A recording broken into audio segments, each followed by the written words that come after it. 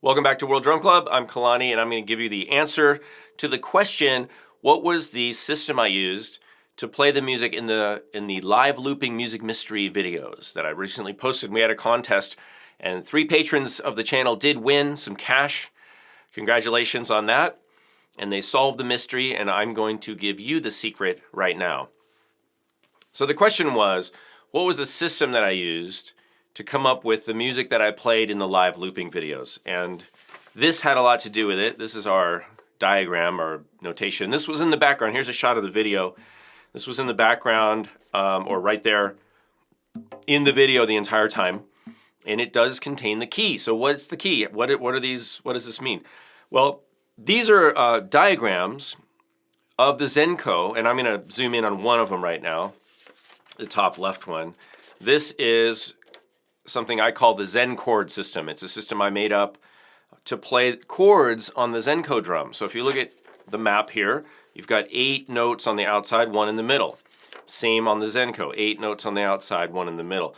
The black dots indicate which chord tones you're going to play for a certain chord. In this case, it's an A minor chord. It's the 6th degree of our scale, which is why there's a 6 on it.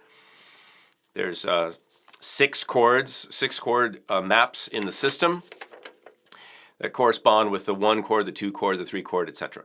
So if I want to play this chord, I'm just going to look at this map. I'm going to play the black dot notes, and that would be this.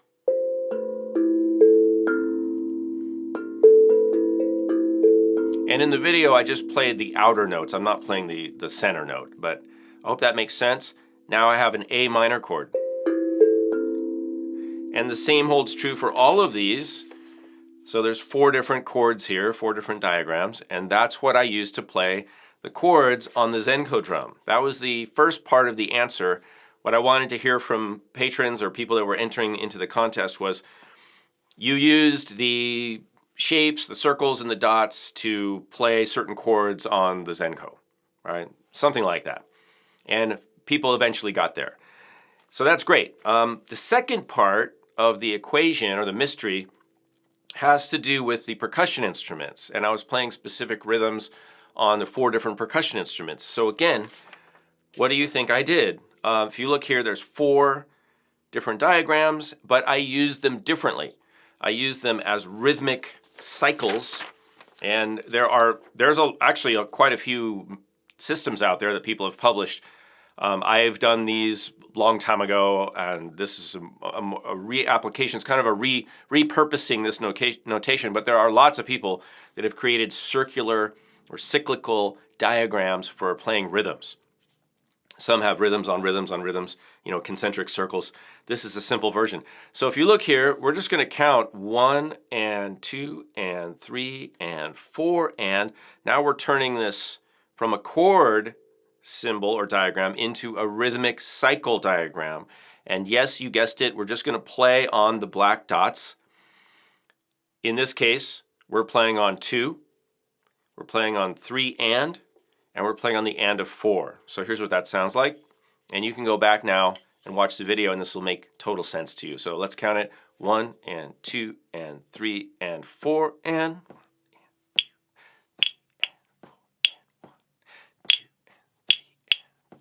1 and 2 and 3 and 4 and 1 and 2 and 3 and 4 and. So here's 4 different rhythms, and I played these on 4 different instruments. All right, so that was the rhythmic accompaniment or the ostinato. In one video, I doubled the tempo. I played it twice as fast. So instead of 1 and 2 and 3 and 4 and, I doubled it up, so it was like 1 and 2.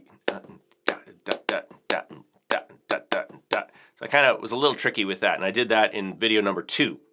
Video number 1, I did them at a slower or bigger note values. All right, but that was the second part of the mystery question I wanted to hear. People did eventually get there, not so specifically, but said that I used the spaces and the dots to play the different rhythms, and that's all I was looking for in terms of an answer to that mystery. So my question to you was that way too esoteric or sneaky or weird, or does it make total sense now? Of course, now that I'm telling you, you're probably like, ah, yes, of course, which is great. So I also want to know if you think, if you've used any systems like this, what you think about it, if you think you might use it. Before we go, I'm going to give you some more tips on how you can use this. So I'm going to talk about the rhythmic application. So we can play, of course, around in a circle. We can play clockwise, but because this doesn't really have a top or a bottom or an up or a down, you can play the rhythm the other way. You could play 1 and 2 and 3 and 4. Bat, bat, bat, bat. Just go in reverse. You could also rotate it 90 degrees and have a different rhythm. Here's another rhythm. And I published something like this in my book, The Amazing Jamnasium, like 20 years ago, 15 years ago. And you can see that in that book. And I'm going to give all the patrons of the channel, I will post all these as a PDF so you can download these and use them yourself. I'm excited for you guys to use these. You could also, for example, play the whites. They'll play the white dots instead of the black dots and have a different rhythm. So if we did that here, it would be 1 and 2 and 3, 4. All right.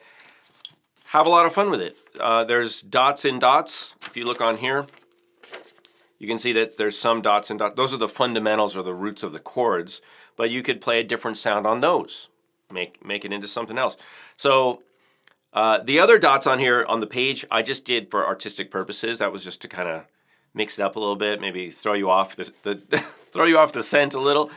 But I hope you enjoyed that, and I hope you can use this idea in your own music making. Certainly if you're a teacher, if you're teaching music, you could use something like this. As somebody who grew up with dyslexia, I appreciate just simple graphics, not a lot of linear tracking. For me, this makes total sense.